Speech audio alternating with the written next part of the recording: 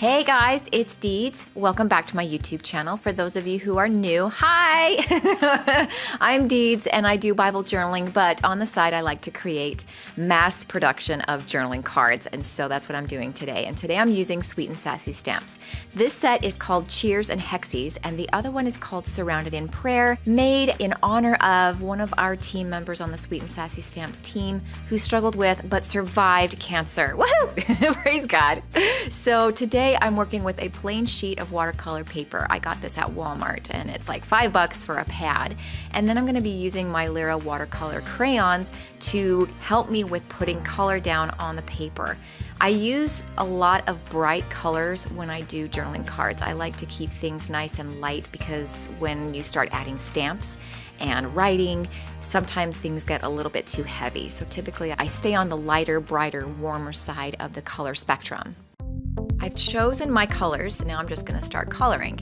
After you get enough of the color down on the paper, you start to see where it is that you want to pick up the pigment and move the pigment around. It's not going to take shape and it's not going to start forming texturized backgrounds until the water is applied. So this is the easy part. You just start laying down the color and it's wherever you want, however much of it you want. I work in odd numbers when I lay down color or any sort of backdrop. I like to work in 3s, 5s, or 7s, but ultimately the real effect, the real picture, and the real background starts to develop once you start pushing this color around with water. It's really, really fun. This has been such a fun journey in learning how to deal with watercolor paper and watercolor paints and watercolor crayons, learning how different brushes push the pigment around. It's really fun and I enjoy being free to do whatever it is that I want to do regarding this type of medium. I really like watercolor. I like using it in my Bible. I love to create these cards, and what's really great is that there isn't a set way to doing this. This is kind of your artistic genius being put out on a piece of paper. For those of you who struggle with understanding whether or not you have a creative genius in there, you do. She wants to come out, she wants to play, and so as you work and experiment and you play around, you'll start to see things develop, not just here on the page, but you'll start to see your interest develop and that part of you develop, that side of your brain, that creative genius will start to develop. It's very exciting. I'm just gonna dab up a little bit here because I'm starting to see water and color pool, which is fine, that's totally fine. I'm not going to dry this yet. If you start to see that heaviness of water and color start to pool and it might become drippy and cause a problem with the warping of your paper, just grab a paper towel and start dabbing it. That's my struggle, is wanting to prematurely air dry this and heat set it. The thing with that is that you don't want to do that too quickly. That would set the color, and then it's really, really hard to push that color around. So I'm going to push this color around and I'm going to finish this first layer before I heat set it.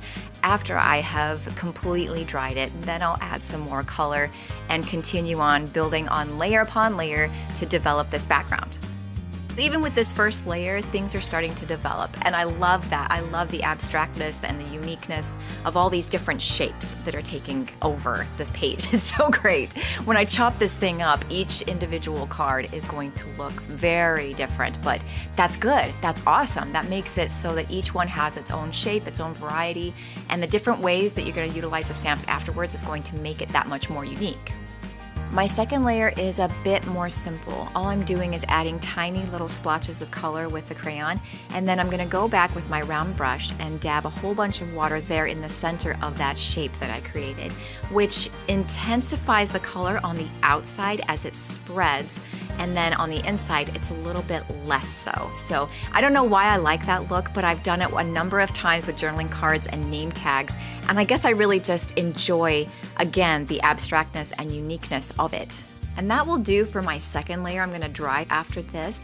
But you guys, I'm really hoping that this inspires you and encourages you, maybe instills a little bit more confidence in you as you approach that blank canvas. It doesn't have to be perfect right away, and it's not going to be, but as you work with it and as you play with it, as you devote some time to it, you'll see some things happen, and ultimately I think you're gonna like what you see.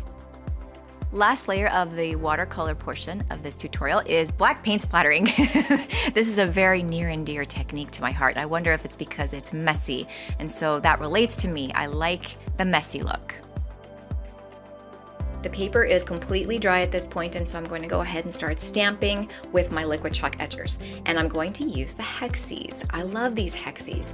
I didn't realize this before when I saw them initially created, but the diverseness of them helps so much, aiding me in building up this textured background. If you notice, there are different sizes, but then there's the outline hexes, and there are block hexes, and then there are hexes that have these really cool, intricate designs inside the shape itself. And so it really helps me develop the background that I'm wanting to develop. And there's a whole bunch of other ways that you could use this, but I just wanted to point that out. I wanted to share a bit about making journaling cards and why it is that I made an entire tutorial on how you could mass produce them. You may want to use these a number of ways. I use these types of cards in journaling often, whether it's in my own Bible journaling or otherwise. More specifically, I've started to make them and give them. A while back, I began a different part of creatively worshiping by way of something called the Loved Bible Project. In short, this is where I can love on a Bible, a compact Bible, something small and easily toted from one place to another, by journaling notes, prayers, small devotions, and inspirations on a card, and then slipping it with a clip or a tape into a page in the Bible. I provided a link below with the name of the IG handle and Facebook page for this thing called the Love Bible Project, so that you can check it out yourself and perhaps try it as part of your regular Bible journaling. It encourages growth and prayer in me, and the fruit of those things goes into this little Bible that God has led me or you to give. I've been led to give it to a young lady who will be graduating from high school soon and will be venturing out on her very own for the very first time as she begins her college career. And my hope is that she will look at this as a gift and love offering from me, but more importantly as a reference and a tool to guide her and aid her in her walk with God in this new life. So I've been enjoying the entirety of this process, from the prep work of the paper like this to the finishing touches in the Bible it goes into. This journey is one of my favorite journeys. It's one of those things that I am passionate about because it draws me closer to what God intends for us and how He's leading us through our each individual journey to find Him, to acknowledge Him more, and to call on Him more, and lean on Him more, and lean on ourselves less, and just develop that character of Jesus in our own lives. I'm just going to continue to stamp. And I also found out that washi is a good addition to journaling cards. Washi is flat, washi is colorful, and it's very easy to use a lot of it.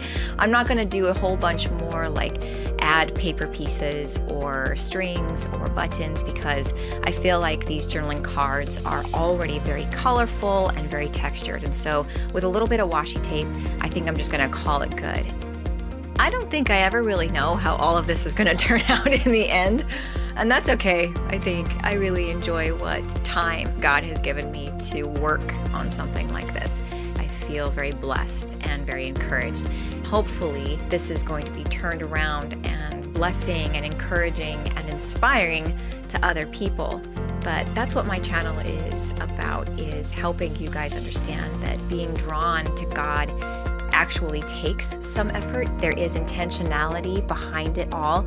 And so hopefully this video and other videos on my channel has given you that motivation and kind of ignited you to drawing closer to God.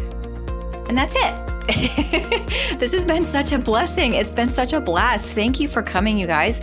I hope that you'll leave any comments or questions down below, or even some ideas of other things that you'd want to see me create on a video like this. In the meantime, enjoy your creative worship. Much love and God bless.